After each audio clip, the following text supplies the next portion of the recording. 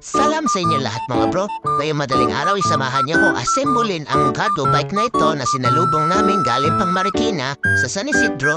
So kahit saan na po kami naghanap nito dito sa Bicol region. So wala po kami nahanap. So ito po is nabili sa Marikina. Ito po palang bike na ito is regalo kay Mami Rose na aking biyanan mula sa kanyang mga anak. So tara mga bro, samahan niyo ko.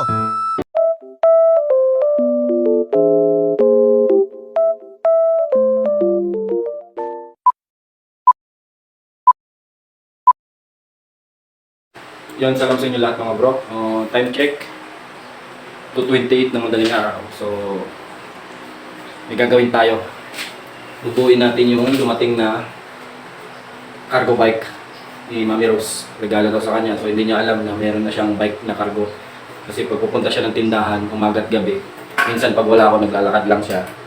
So, ngayon is magkakaroon na siya ng service. So, samahan nyo kami na buuin ito ngayong gabi. Ngayong umaga na kahit mapuyat, basta mabuo. Pag gising niya bukas, meron na siyang bike. So tara mga bro, samahan niyo ako. So tara mga bro, buuin na natin.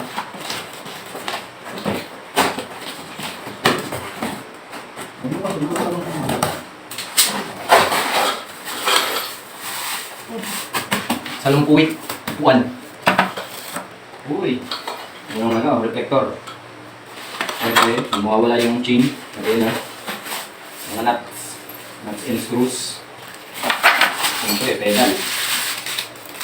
Tapos, brake. Brake cord. Ano ito? Mga washer. Then ito yung sangkuan. Expander. Para tumaas at bumaba. Tapos, ito yung pinaka-body, yung batalya.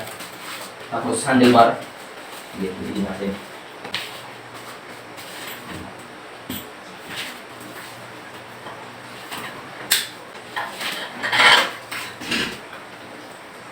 Malalambot pa yung gulong.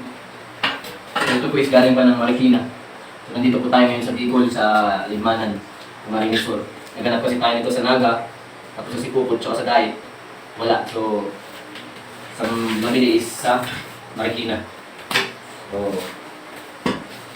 yan, tara, buuin natin. Ito pala yung batalya, or yung pinaka-body. Ito palang bike na ito is isang cargo bike na may basket. Para kargahan ng mga paninda. Saka yung mga lutong ulam. Ito yung basket niya, cargo basket. Tama ko. Siyempre, meron din ito. Ito yung kakabitan ng dalawang blok. Saka ng kadena. So, nandito yung mga gearings niya. Ito. Ganda. Agad mabigat din ha. Ito is yung sa gulong. Ito yung lalagyan ng kapaludo o yung fenders niya.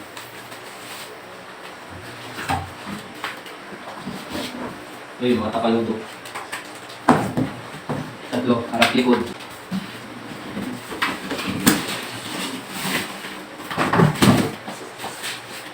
Ito yung takip ng kadena.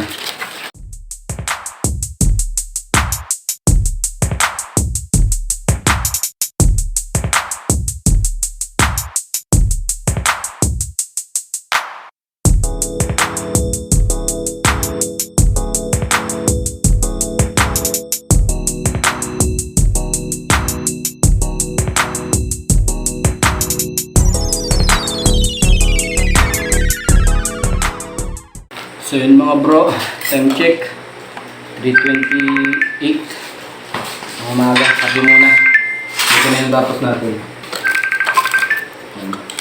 So malapit-lapit na, konting puyat pa.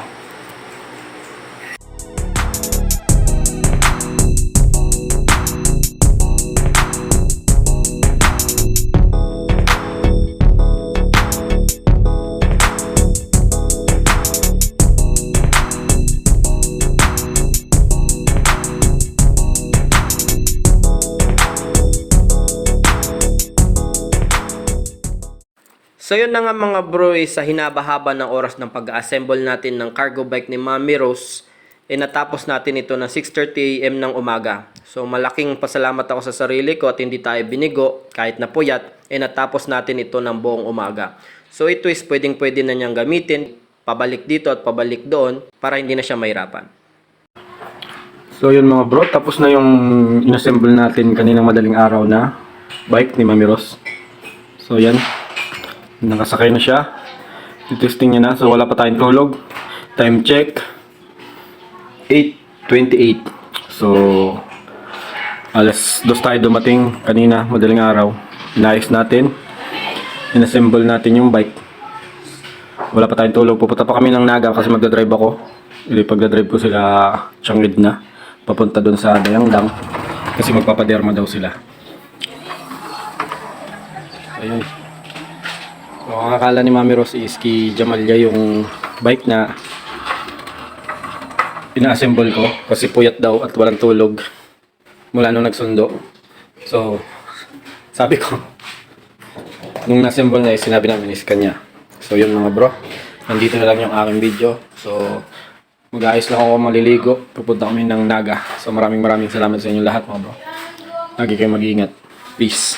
Pakipollow po ang aking Facebook page, aking Facebook account, aking business page, at syempre ang aking YouTube channel. So maraming salamat mga bro. Ingat!